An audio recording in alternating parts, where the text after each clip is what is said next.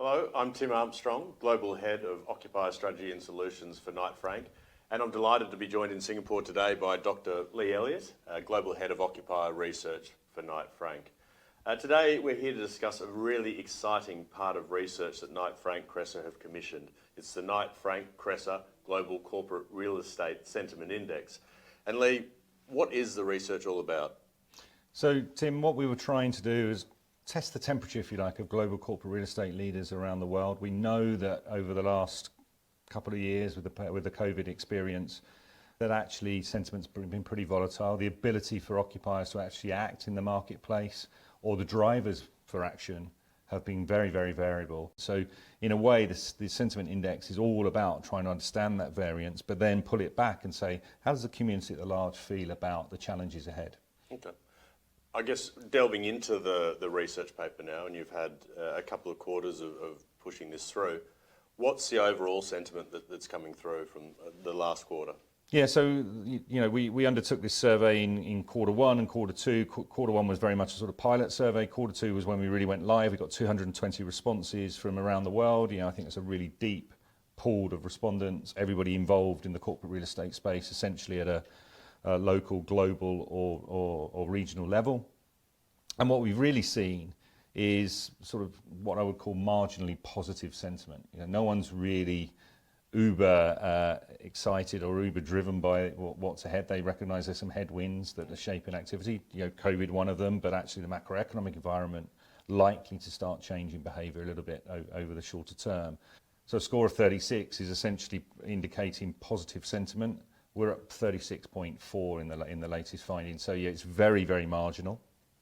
And I anticipate that when we undertake this initiative, in subsequent quarters, we'll see further downward pressure on that sentiment. It may even turn negative, but time will tell. Interesting. So it's still slightly positive, which is good news for all of us, I would suspect. But that story around growth is really interesting because we do hear, and we all read the papers and we all know what's coming through.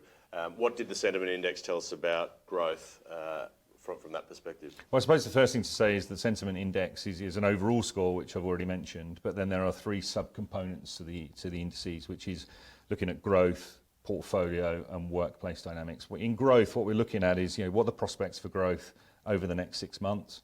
And what we saw was a very clear demarcation in the survey between how people feel about the global economic environment over the next 6 months, where sentiment is absolutely weakening, and that is consistent with what you see in the wider press and from analysts. The R word has sort of risen up the agenda, has raised its ugly head a little bit. I suspect the issue is now not, will we have recession, but for how long and how deep. That's starting to play through in the numbers. But then what you get is a really interesting contrast between a negative sentiment around global economic growth prospects and then a much more positive sentiment from the respondents around their own company performance. So company performance in terms of growth, revenue growth, in terms of headcount growth and capital expenditure growth were all positive in the latest survey, suggesting that they still see positive drivers over the next 6 months. Now, of course, there's always a gap between the macroeconomic environment and how that plays out in terms of corporate performance.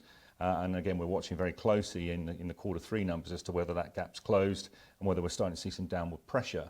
But from a corporate real estate perspective, if you've got headcount growth, if you're generating money as a business and you've got mandates to actually expend capital, then they're all indicating sort of a more positive intent around the corporate real estate space and not a brakes on position that perhaps we've had on and off over the course of the last couple of years. Lee, that growth story is really interesting. There's clearly tension between what's happening and coming through at a global economic level and what corporate real estate professionals are hearing from within their own business. Yeah. So how is that playing out at a portfolio level?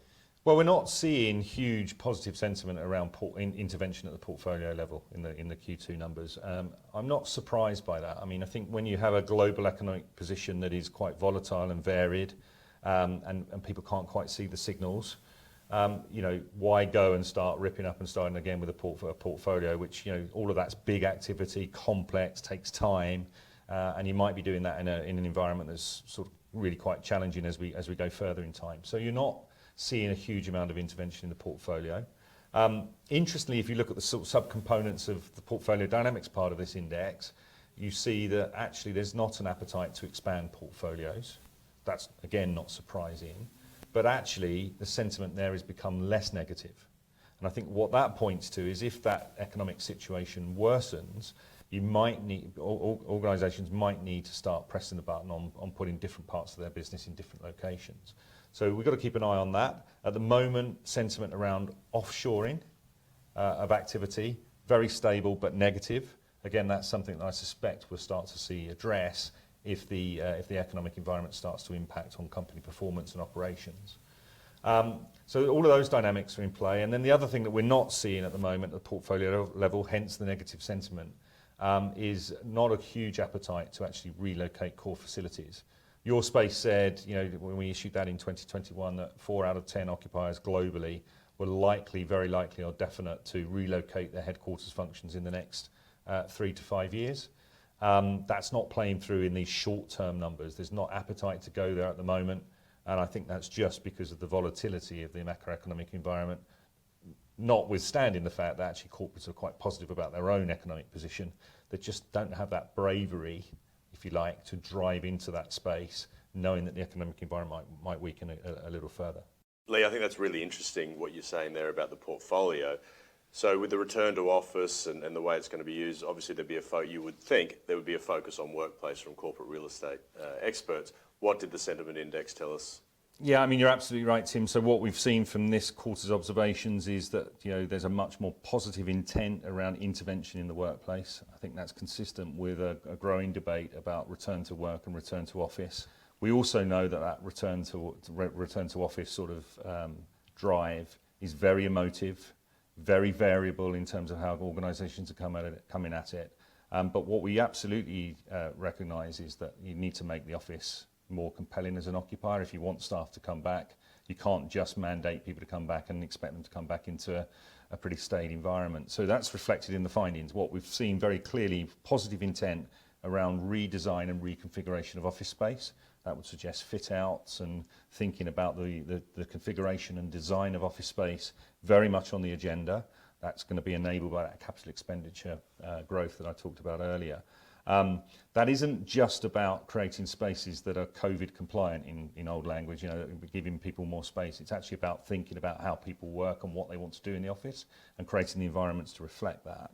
And then the final thing, I suppose, that comes through really positively at the workplace dynamics level is really starting to think about the services and amenities that are central to the office environment. If we're going to make spaces that people want to come to when they're given more choice, or they're able to work a little bit more flexibly, you need to make that environment much more compelling, give people a reason to invest in their commute. And so what we're seeing is a positive intent from occupiers to work often with their landlords to invest a little more in the experience they're presenting, the services they're presenting, and the amenities that are found within the building. And I think most of those amenities, as the Your Space research showed, are around well-being. We're starting to see people really starting to pull on that in their existing space, but also potentially into their future workspace as well. Yeah. Lee, thank you for joining us here in Singapore. I think in this environment, this type of research has never been so important as we operate in volatile, uncertain times. And the next quarter will be fascinating to see where those three dynamics go and where the overall sentiment starts to shift. So thank you for your time. Pleasure. And great to have you here.